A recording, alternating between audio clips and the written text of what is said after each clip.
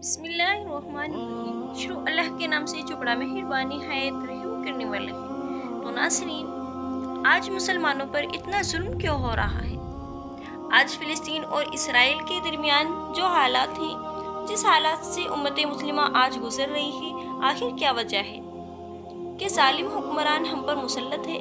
آئیے اس کے تعلق سے ہم پچھلی امت یعنی بنی اسرائیل کی ہلاکت کی مثال پر غور کرتے ہیں۔ بنی اسرائیل ہم سے پہلے اللہ کی چنندہ قوم تھی۔ اللہ نے ان میں انبیاء علیہ السلام بھیجے اور انہیں دیگر قوموں کی امامت کا ذمہ دیا، لیکن اس قوم نے گناہ اور معصیت کی، رب کو ناراض کیا، شکر کیا، اللہ کے دن میں بدعتیں ایجاد کی اور سب سے بڑا جرم یہ کر بیٹھے کہ اللہ کے بھیجے انبیاء علیہ السلام کے قتل کو بھی اپنی زندگی کا شعار بنا بیٹھے۔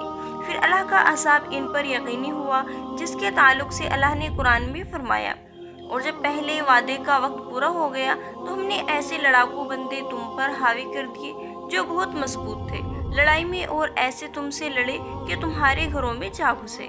اس آیت میں پہلی وعدے سے مراد مفسرین لکھتے ہیں کہ یہ بخت نصر بادشاہ کا زمانہ تھا، جب یہودیوں کو اللہ نے دنیا کی امامت کے لیے چنا تو انہوں نے اللہ کی ناراضگی والے کام کیے اور دانیال علیہ السلام جیسے نبی کو تکلیف پہنچائی۔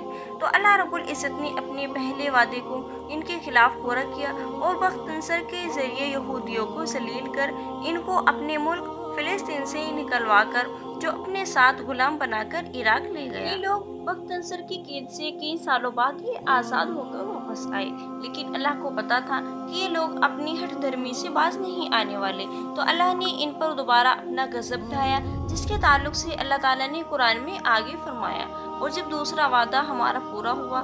دوسرے وعدے سے مراد جب یہودیوں کو اللہ نے بخت نصر کی قید سے آزادی دے دی، لیکن پھر بھی یہ اپنی معصیت سے تائب نہ ہوئے اور انہوں نے وہی سلوک کیا، یعنی اللہ کے ایک اور نبی عیسیٰ علیہ السلام کے قتل کا منصوبہ کیا۔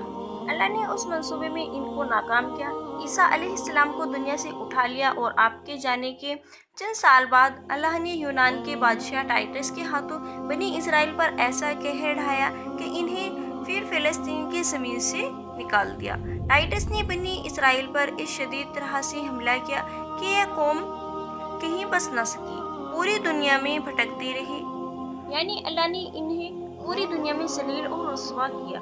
یہ قوم ذلت کی زندگی جیتی رہی کہ یورپ کے اندر ان کے الگ علاقے ہوا کرتے تھے جسے گیٹوس کہا جاتا، مطلب جانوروں کے رکھنے کی جگہ یہودی رکھے جاتے تھے، لیکن ان کا شرر اور فتنہ ایسا ہی ہے کہ اس قوم نے کبھی اللہ کی نافرمانی سے توبہ نہیں کی، تو اللہ نے ان کو قیامت تک ہمارے لیے عبرت بنا دیا اور وعدہ کر کے قرآن میں فرمایا، اور وہ وقت یاد کرو جبکہ تمہارے رب نے اس چیز کو طے کر دیا بنی اسرائیل کے لیے کہ قیامت تک میں تم پر ظالم اور جابر حکمرانوں کو مسلط کرتا رہوں گا۔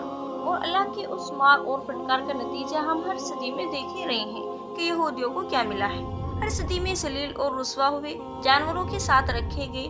پچھلی صدی میں ہٹلر نے انہیں لاکھوں کی تعداد میں اذیت دے دے کر مارا، اور آج بھی جس طرح سے یہ لوگ انسانیت پر ظلم و ستم کر رہے ہیں، گویا کہ لو تیزی سے پھٹک رہی ہے، اور انشاءاللہ یہ اپنے بجھنے کی اور ہمیں تائید کر رہی ہے۔ انشاءاللہ ایک دن فلسطین ضرور آزاد ہوگا۔ ہم سبھی مسلمان بھائیوں کے لیے ضروری ہے کہ وہ فلسطین اور مسجد اقصیٰ کے لیے دعا کریں، اور ہو سکے تو اپنی آواز کو بلند کریں۔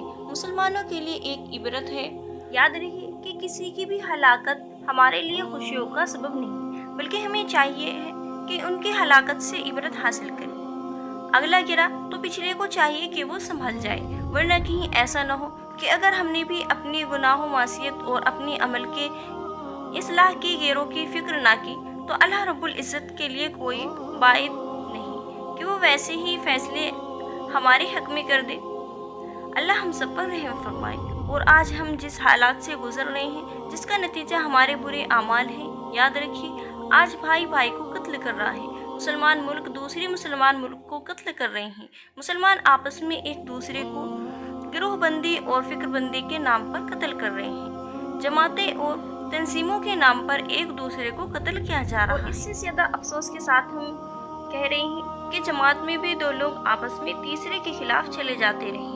اتنے ہم گر چکے ہیں کہ اللہ ہم پر رحم کرے، اور پھر جب اللہ کا عذاب آتا ہے تو ہم پریشان ہوتے ہیں کہ قومیں کیوں ہم پر مسلط ہو رہی ہیں۔ تو ناظرین، بس آج کی ویڈیو میں ہم آپ سے اتنا ہی ملتے ہیں۔ امید کرتے ہیں کہ آپ سب لوگ فلسطین کے لیے زیادہ سے زیادہ دعا کریں۔ آمین۔